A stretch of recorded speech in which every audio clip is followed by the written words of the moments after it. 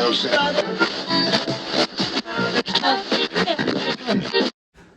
and gentlemen, welcome back to the channel. I'm here with a man that needs no introduction when he's on a show because he does it himself, so take it away. The tiger of temptation, the soldier of seduction. You a pussy, Marion? I am Johnny Hardwood. Johnny, first question, because we want the fans to get to know the wrestlers a bit more here in Nightfall Wrestling, is when was the first time you remember seeing wrestling as a child? My first segment of wrestling that I can remember was literally The Rock's This Is Your Life to Mick Foley. Oh, sorry, the other way around. The Rock's birthday party from Mick Foley. Nice. And This Is Your Life segment. That is definitely a historic segment. When did you decide that, this was something that you wanted to do and pursue? I've always wanted to do it, like good guys versus bad guys, superheroes, larger than life, and then they have a match to decide who is better, and it escalates from there. The story doesn't always just end there. It's so good in forms of entertainment. And when did you start training to become a wrestler? Good question. I can't give you a year, but I was 21. I was training on my 21st birthday. That must have been quite a birthday. That's what I wanted to do. I'm still doing it. 95% of people don't make the cut. Who was your original trainer? My original trainer, I owe big credit to Jesse Daniels, who taken me from being very green to training me up to where I am now. I also owe a lot of credit to Cobra as well. He wasn't my original trainer, but he did very much help perfect a lot of things with me. Yeah, so that was basically your foundation. That was my foundation. Yeah. And since then, which promotions have you performed for? All of them. Look, there's a long list of promotions that either don't exist anymore or, I don't want to bore you. My most notable ones are obviously Nightfall. I've worked for Venom before. I haven't worked a lot of Queensland promotions. When you own your own promotion, your bookings seem to go down. Not a lot of people like you anymore. I'm wrestling Wrestle Strong Jojo. I've worked NCPW. I've worked heaps of AWF shows. There's countless. There's too many to name. Yeah, that's quite alright. What was the first championship you ever won? First championship I ever won, Queensland Heavyweight Championship. Can't remember the exact name of the promotion, but that's what I won. Alright, well, at least it was a Queensland Championship, right? When I joined Nightfall Wrestling, you were defending the New South Wales Heavyweight Championship. Right, only person in Australian wrestling to win both the Queensland Heavyweight Championship and the New South Wales Heavyweight Championship. The New South Wales Heavyweight Championship came from, obviously, New South Wales, but it was also the secondary title to Port Macquarie. The reason it got onto Nightfall shows, one, to give them more publicity, and two, we need a secondary belt, and we didn't quite have one yet. That belt then developed into the Pacific Championship we have in Nightfall today. Yes, and it is really highly contested over that Pacific Championship. Now, we're going to circle back to that New South Wales Championship because I need to ask you about New South Wales rules. It's a fan favourite and it was a really complex era in Nightfall Wrestling, to say the least. What would you like to know? Who came up with the original concept for a New South Wales rulebook match? Basically, I do owe a lot of credit to Mike Awesome and Lance Storm for their Canadian Rules Championship match. That's where I got the basic idea, and I just sort of worked it and made it my own. I think it was at Bad Blood 2000. New Blood Rising, my apologies. Yep, that sounds like the right promotion. So, fans have wondered for years if we go down to New South Wales, if there is a potential for that match to come back. There's always potential, but now if everyone knows the rules, it's no longer a surprise like it once was it? Well, I don't think anyone quite knew the rules, because the last match that I saw, I kept seeing rules added to the match throughout the match. They were reading it off a book. I don't know what you're talking about. You know what, maybe one day I'll get my hands on that book for all the fans. Speaking of the New South Wales Championship becoming the Pacific Championship, you technically are the first Pacific champion in Nightfall Wrestling. Correct. However, you did get injured, so we had to vacate the belt and have a match between, I believe, PJ and B-Lars. Correct. How did you feel that night when you had to vacate the Pacific Championship? It was very disappointing. Normally, my body never quits on me, but I could feel I was getting in quite a lot of pain and I just needed a rest. It wasn't something I wanted to do, and it sort of paved the way for vacating the Pacific Championship and redeeming it for the Nightfall Heavyweight Championship as well, which has always been a rule that's commonly forgotten.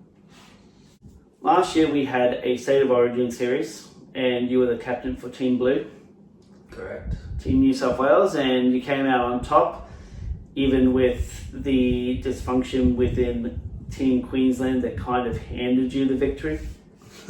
What is your thoughts and your memories on that entire series? It was a very fun entire series, to be perfectly honest. What gets the crowd more involved than, state versus state? They love seeing New South Wales and Queensland battle each other in any circumstance. We also had many representatives in that series. We also had singles matches in that series. We swapped partners. There was a kind of a good clash, but it's always good to have a plan B and secure yourself the victory. And Johnny Adler, for fans that don't know, was that plan B when he turned on B-Lars. You defended and lost the Nightfall Heavyweight Championship against Blair in a ladder match. Correct. In Narangba. And the ending of that match was you going through a ladder. Oh yeah, that sucked. Yeah, so what do you remember from that match? Because I remember having to wipe blood away from Blair Seeker's forehead after you sent a ladder into his face. Me and Blair knew what we're in for. Me and Blair are also very good friends, and we know what happens in the ring is in the ring. We don't half-ass it. We go out there and it's a fight. When we don't go out with ill intent or bad blood, but we do. We both got hurt from the match. Obviously, some more than others. I bruised instantly, and Blair walked away with the championship that night. He did, and I did catch up with him later that night as well. And he kind of held me responsible for touching his face in typical Blair Seeker fashion. A couple of years back at Resurrection, you had a match with B-Lars. How good was that match? It was pretty good until the end, towards the end, when we had to get the... What happened? I was going to ask you your thoughts on this, and I don't know if you have thoughts on it, because I'm going to pull the curtain back here. I was waiting backstage with all the other referees, because we were supposed to do a run-in at the end of the match, and you and B took a move off the apron through a table, and I remember the other referee coming back and saying, you've actually got to get out there. They are actually hurt. And when we went and ran out, you were still kind of in it, but Blair was out on the ground snoring. What do you remember from that incident? I don't remember.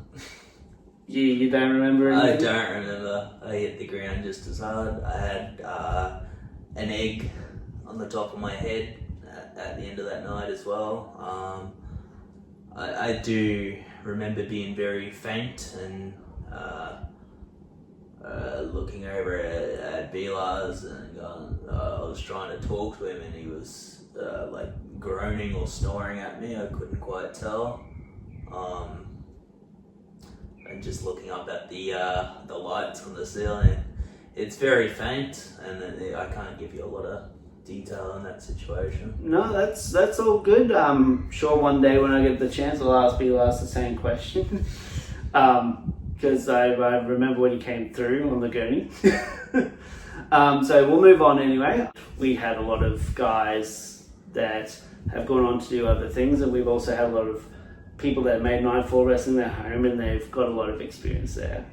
We're talking names like Stephen Magnus, Blair's obviously a fan favorite, heavyweight champion Bruiser, also a former tag team champion. Who else do you see coming up in Nightfall Wrestling?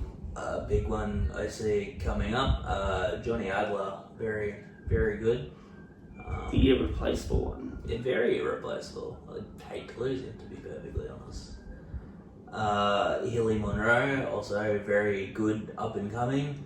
She's got a lot of potential. She's just not fireball yet. There are plenty of wrestlers. Gator, I feel he had been with other promotions previously, but I feel with Nightfall he's come more out of his shell, he's grown and he's learned. Like, everyone learns at their own pace, but he's very much come a long way from when he started. Yes, I met Gator years ago. I can say that he's very confident, and he's definitely someone that's shown a bit more leadership in the locker room since being with Nightfall Wrestling as well. So very good shout outs there. We've covered a lot of ground with your early career and your time in Nightfall Wrestling, and also gotten some insight into some of the things happening in Nightfall Wrestling. Lately, this year, we have seen you re-emerge in the main event scene.